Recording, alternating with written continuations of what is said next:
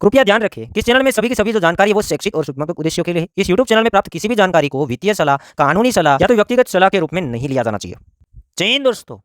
Indian exchange के काफ़ी ज़्यादा बुरे हाल है कंपेयर टू इंटरनेशनल एक्सचेंज, क्योंकि back to back Indian exchange अपने स्टाफ को निकाल रहे। पहले इंडियन एक्सचेंज जो वज्रेक्स से इंडिया का लार्जेस्ट एक्सचेंज कहलाता था, उसने 1 अक्टूबर 2022 को अपने टोटल जो एम्प्लॉय थे उनमें से 40% स्टाफ को ले ऑफ किया। उसके बाद अभी के दिनों के अंदर 22 अगस्त 2023 के दिन कोइन डीसीएक्स ने अपना टोटल स्टाफ में से 12% स्टाफ है उसको बाहर का रास्ता दिखा दिया, मतलब कि ले ऑफ कर दिया। और अभी 2 दिन पहले की बात है तो कोइन स्विस कुबेर ने अपने एम्प्लॉय में से 40 जितने जो एम्प्लॉयज है उसको ले ऑफ कर दिया।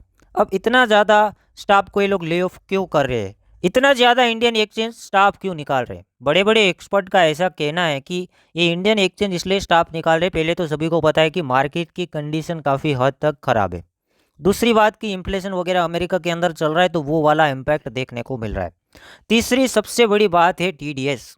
जब से इंडियन एक्सचेंजों के अंदर टीडीएस कटा है compare to international exchange, Indian exchange में वॉल्यूम नहीं आ रहा है, धंधा नहीं आ रहा है, तो फिर क्या होगा? स्टाफ को निकालना ही पड़ेगा।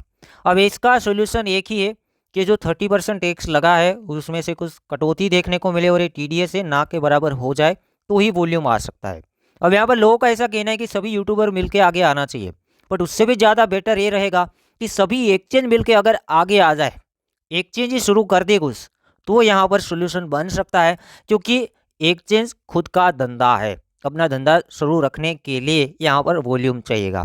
अब वॉल्यूम चाहिएगा तो एक्सचेंज को ही कुछ करना पड़ेगा। अगर सभी के सभी एक्सचेंज ही अगर आगे आ जाए तो इसमें सोल्यूशन आ सकता है। क्योंकि जिन टाइम के अंदर टैक्स लग रहा था, टीडीएस लग रहा था, इन्फ्लुएंसर ने काफ़ी ज़्यादा ट्राई किए थे कि इतना ज़्यादा टीडीएस ना लगे और टैक्स ना लगे, बट उन टाइम के अंदर एक्सचेंज वाले कुछ इतना ज़्यादा नहीं बोल रहे थे।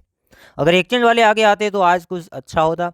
मे बी अभी भी अगर इसका सोल्यूशन चाहिए, ये सोल्यूशन तो एक्सचेंज को लाना पड़ेगा, क्योंकि प्रॉब्लम है एक्सचेंज को। यूज़र तो भाग जाएंगे दूसरे एक्सचेंज में, इंटरनेशनल एक्सचेंज में भाग जाएंगे, जहाँ पे टीडीएस नहीं कट रहा है वहाँ पे भाग जाएंगे, जहाँ पे वॉल्यूम आ रहा है वहाँ पे भाग जाएंगे। क्योंकि यूज़र्स का वही है, या तो यूज़र्स दूसरा रास्ता अपनाएंगे, अपना क्रिप्टो को होल्ड करेंगे, सेल वगैरह नहीं करेंगे। जब तक सेल वगैरह नहीं होगा, बाइंग वगैरह ज़्यादा नहीं होगा, तब तक एक्सचेंज को फ़ायदा नहीं है। जितना ज़्यादा बाइंग और सेलिंग होगा उतना ही ज़्यादा फ़ायदा है एक्सचेंज को, क्योंकि ट्रेडिंग वॉल्यूम जनरेट होगा तो वहाँ पर फीस कटेगा, वही तो एक्सचेंज का रेवेन्यू होता है।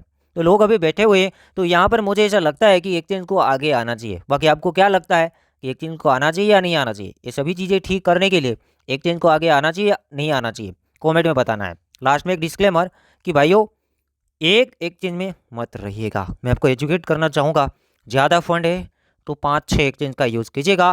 कोई भी एक्सचेंज का गारंटी नहीं है, कोई भी एक्सचेंज को कुछ हो जाएगा तो अपने को वापस पैसा दिलाने वाला कोई नहीं है, क्योंकि एफटीएक्स का केस आपने देखा है।